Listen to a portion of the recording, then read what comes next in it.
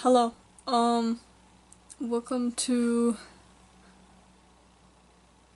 a video essay on styles and genres of photography, I suppose. This is for Benedetta Lombardo, so if you're out there, just know this is for you. Oh, I just found my charger for the camera that I'm filming on, and I have like $10 worth of coins in my pocket, so I'm ready for this. Slide number 1. Actually, this is fashion photography and basically like catalogs. So here I have a picture of Finn Wolfhard, and it's from 2019. It was shot for Interview magazine. There was no photographer listed because Google hates me. This is Gloria Swanson from 1928. It was photographed by Edward Steichen for Vanity Fair. And this is Zendaya Coleman from 2022, photographed by Camila Foquez for Time magazine. So, fashion and catalog photography is important because it displays not only people as like promo for things that they're doing, but it also displays people's art in the form of clothing. So, like for here, I believe he's wearing, I forget who, but later on in the photo shoot, he wears stuff by Michael Kors, and then she has like. She's clearly like styled up, and then this is promoting something. This guy actually like pioneered partly fashion photography industry. But to be able to like mimic or replicate this stuff, it would take usually a like proper like setup with like a backdrop and all that, and proper lighting, and obviously like statement piece type of clothes. But there's also a lot of notable photo shoots like this where like that wouldn't matter, or that are outside, or that are in like home settings that still do the same thing but aren't shot in this like super professional type of way.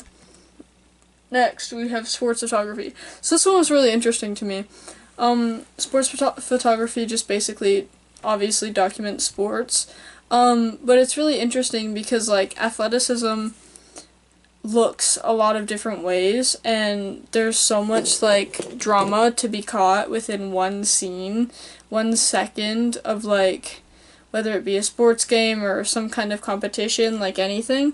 So, this was one of my favorite photos. This is, Garrett McNamara, and it's in 2013 when he's, like, hitting a world record wave where it's literally like 100 feet tall, and he's beating his record of 78 feet. It's also off the coast of Portugal, but he's beating his record of 78 feet from like 18 months earlier. And it's crazy because like this, I had to zoom in so you could see him because he's so small because the wave is so big.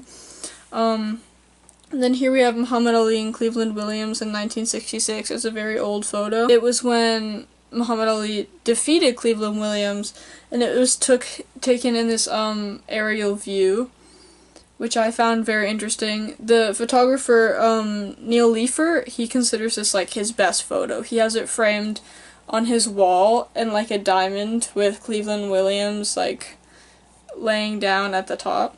And then we have Dick Fosbury in 1968, the Mexico City Olympics. So this is him, the high jump. And he's utilizing like a curve technique that he developed, and also like mismatched shoes. And it catches him like mid-jump, and it's really crazy to see like the action and like the drama and almost the cinematography within like something that comes from real life.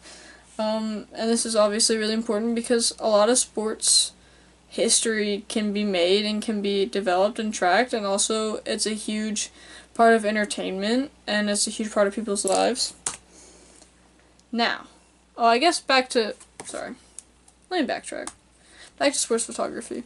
To take photos like this. I mean, obviously, you could just go to a sports game and take pictures, but, like, one thing you'll notice about these is you kind of have to have a specific type of view, and sometimes that's hard to get. So I'd say start small. Start at, like, a school football game, and see if there's a way you could take photos, or go to like some kind of track meet, some kind of event, or even like public like soccer games or whatever. You could go to like Central Park, or like just like a big park where there's like games happening, and you can take photos. This is travel photography, one of my favorites, but that's just because I like traveling. This is a bottle in the bottom of the ocean in the Philippines, and this photo is supposed to represent, just how bad pollution is in our oceans. Then we have Tuscany, Italy. This one's for you, Benny. It's a photo from Italy. Pretty cool, pretty awesome. Then we have a photo from Arizona.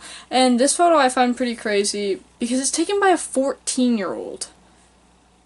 And it's so professional and it's so good, but it's taken by a 14-year-old. It's crazy. Anyway, then we have one last photo taken in Iceland, the Highlands of Iceland. And travel photography, it's very important to document the world and how everybody sees it and your experience with the world. And I think if we didn't have people traveling and documenting things, then we wouldn't have a lot of the views that we see of stuff. Because if you live in a place, it can become hard to find the beauty in it and to see it in a new perspective, in a new light, in a different way. But if you travel to a place, you notice things that like even locals might not notice, or you see things differently, and it brings a new perspective and a new view to things that might seem mundane.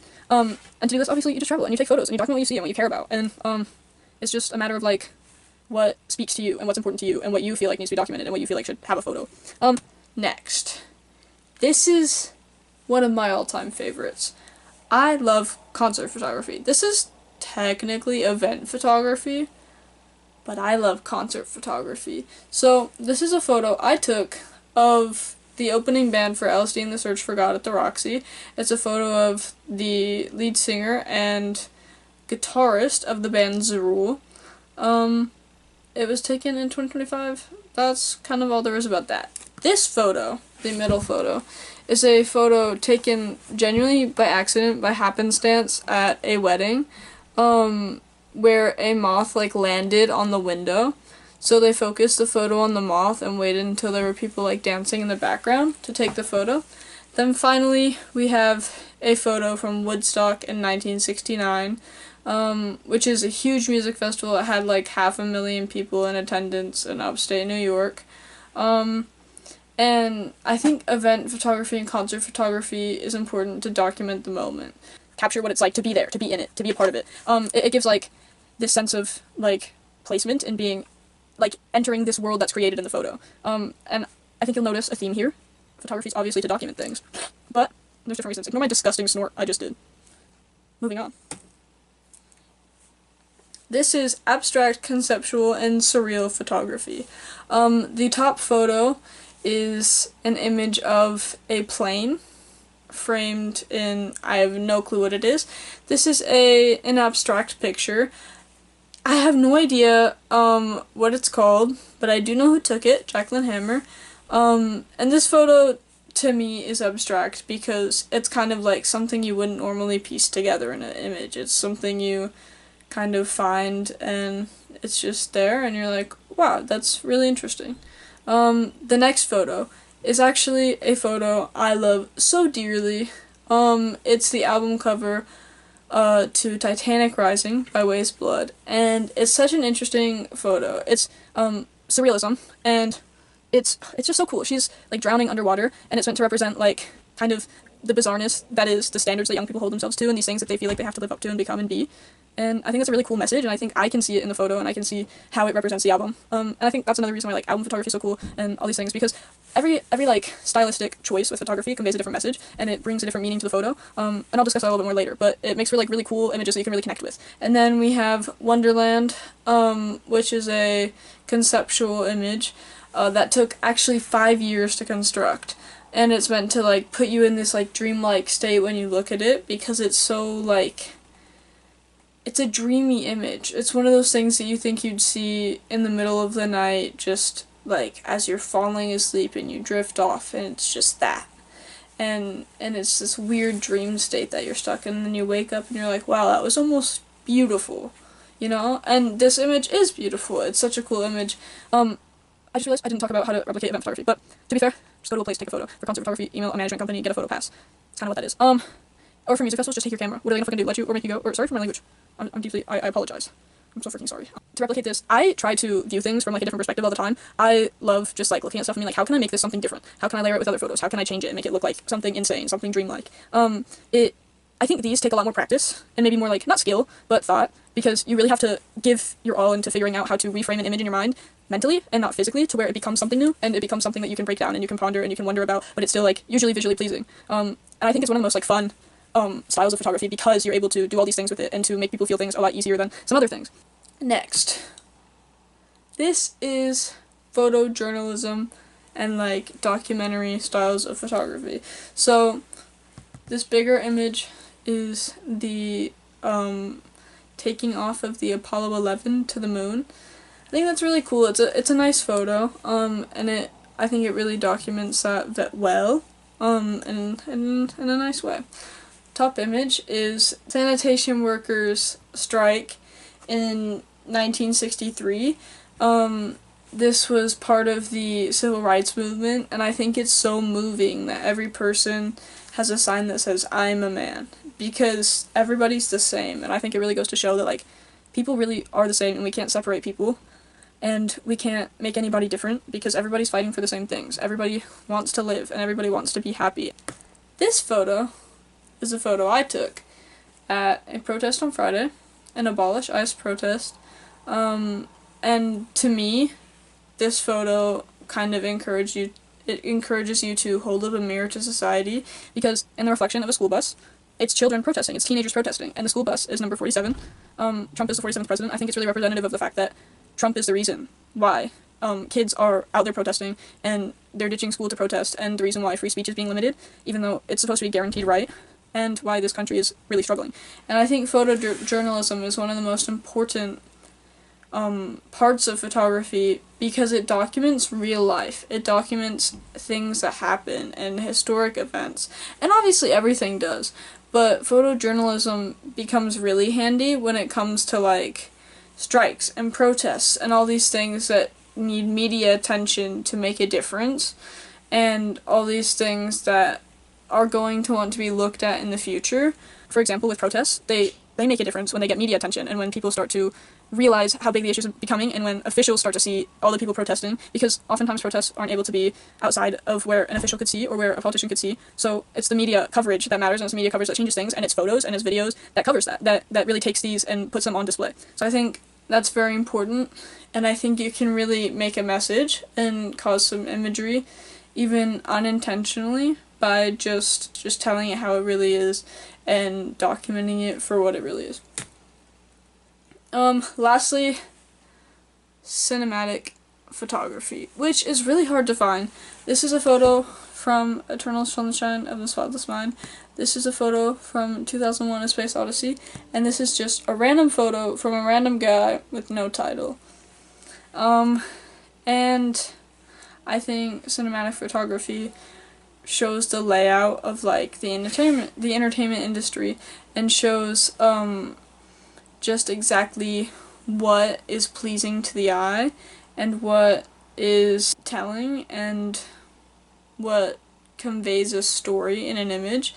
The thing about cinematic photography is you should be able to trace a story through an image to gain information from a still and to put a backstory to what you're seeing, even if it's just simple. Like, you can gather from this that they're a couple, or you could gather that they're very close. You could gather from this that he's in space, or he's an astronaut of some kind, and you can gather from this that they're a family. And I think you have to recreate photos like this, you have to get in the mindset of a movie. I personally think that it's helpful to look through the viewfinder of your camera and to just keep looking through it until you find something that you feel like could be a still from a movie, or find something that feels like it's telling a story, or find something where you can look through it and really dissect it and be like, wow, so this is happening and it's connected to this and this and this and this. Now, the rest of the slideshow I didn't make, so we'll see what's happening. This is landscape photography. We all know what landscape photography is. It's photos of landscapes. To recreate it, take photos of landscapes. This is nothing. Nothing. Do